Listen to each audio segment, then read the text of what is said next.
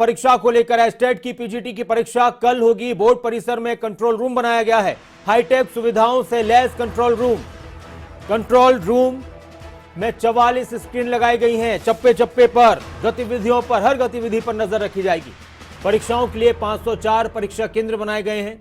172 उड़न दस्तों का भी गठन किया गया है। एक अहम खबर, 3 बजे से 5:30 बजे तक पीजीटी की परीक्षा केंद्र के 200 मीटर की परिधि में धारा 144 लागू।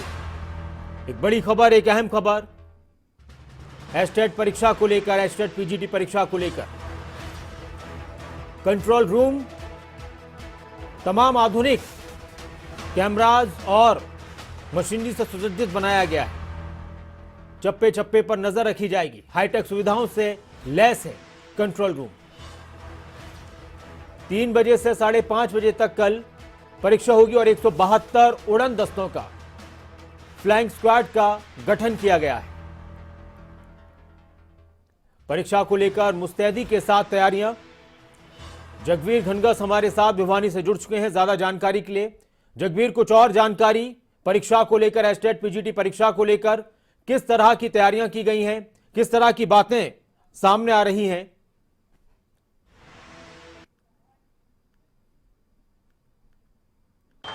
जी नासिर, सबसे पहले बात करें तो ये एस्टेट परीक्षा जो 12 और 13 नवंबर को होनी थी, जिनको पंचायत चुनाव के चलते जो है स्थगित कर दिया गया था, और अब 3 और 4 नवंबर को ये परीक्षा होनी है। इन परीक्षाओं को लेकर आज शिक्षा बोर्ड चेयरमैन वीपी यादव ने प्रेस कॉन्फ्रेंस कर दावा किया कि शिक्षा बोर्ड ने सभी तैयारियां कर ली हैं, पुख्ता तैयारियां, किसी भी तरह की किसी भी प्रकार की कोई खामी नकल रहित इन परीक्षाओं को करने के लिए बोर्ड पूरी तरह से तैयार है। उनका कहना कि 3,05,000 जो परीक्षार्थी हैं वो इन परीक्षाओं में बैठेंगे और पूरे प्रदेश में जो है 504 परीक्षा केंद्र बनाए गए। खास बात यह है कि हर जो साल की तरह ये परीक्षाएं गृह जिले में होने वाली हैं और 3,05,000 जो परीक्षार्थी हैं उनमें से 2,18,000 महिलाएं हैं और महज मैं जगवीर आता हूं, हमारे साथ वीपी यादव जी जुड़ चुके हैं, चेयरमैन। स्वागत है आपका हरियाणा शिक्षा बोर्ड के। नमस्कार यादव जी, खबर अभी तक का स्वागत है आपका। नमस्कार जी सर। सर, किस तरह की तैयारियां हैं? काफी मुस्तैदी दिखाई जा रही है परीक्षा को लेकर, क्या कुछ खास है इस बार परीक्षा की तैयारियों में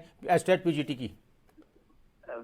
हरियाणा विद्यालय शिक्षा बोर्ड ने अपनी तरफ से पूरी तरह एकदम चाक चौबंद प्रबंध किए हुए हैं जी। और इस बार हमारे पास 1 लाख के करीब एक्स्ट्रा कैंडिडेट भी हैं जी।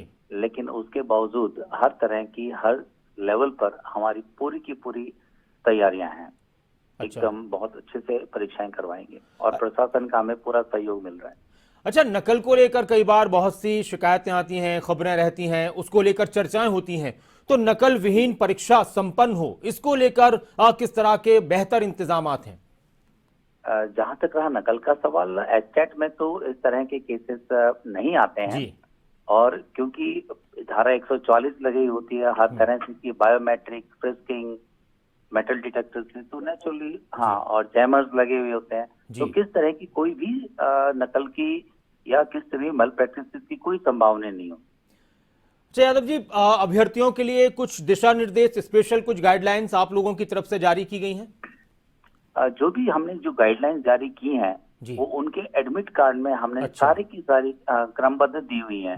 मेरा सभी परीक्षार्थियों से ये अनुरोध है कि वो उसे ढंग से एकदम 2 या 3 बार उसको पढ़ें, समझें और उसका अनुसरण करें। ठीक है ना, तो उससे उनको कोई दिक्कत या तकलीफ नहीं आएगी किसी तरह की। शुक्रिया वीपी यादव जी, खबर अभी तक के साथ जुड़ने के लिए और इस जानकारी के लिए। और जगवीर भी हमारे साथ जुड़े हुए। जगवीर, बहुत सारी बातों का जिक्र अभी कर रहे थे वीपी यादव जी, जो चेयरमैन हैं हरियाणा विद्यालय शिक्षा बोर्ड के। इस तरह की जो परीक्षाएं होती हैं तो किस तरह की तैयारियों के साथ जो अभ्यर्थी हैं उनका उत्साह नजर आता है?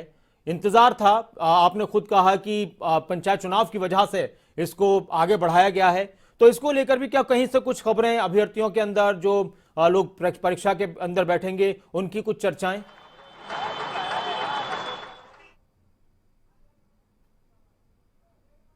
जी नासिर, इस प्रकार की चर्चा की अगर बात करें तो सबसे जरूरी होता है जो शिक्षा बोर्ड जो है वो दिशा निर्देश जारी करता है। जैसे चेयरमैन ने कहा कि जो एडमिट कार्ड है उस पर ये दिशा निर्देश बताए गए हैं।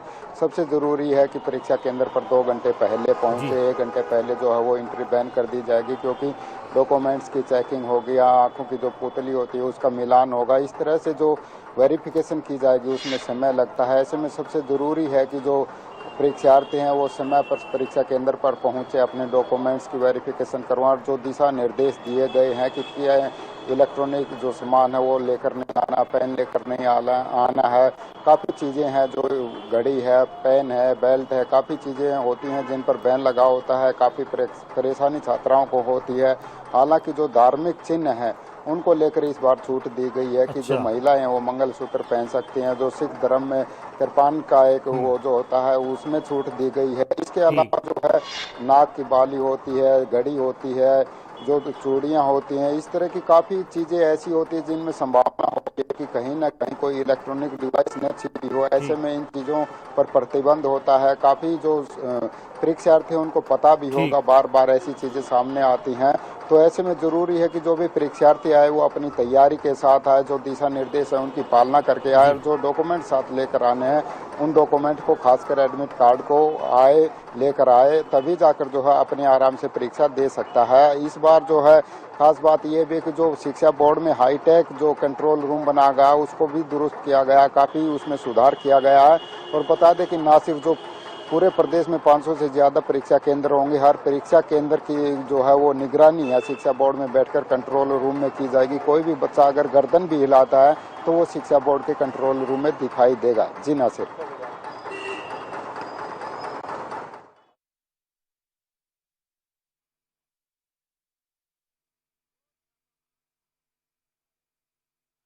जानकारी के लिए, बातचीत के लिए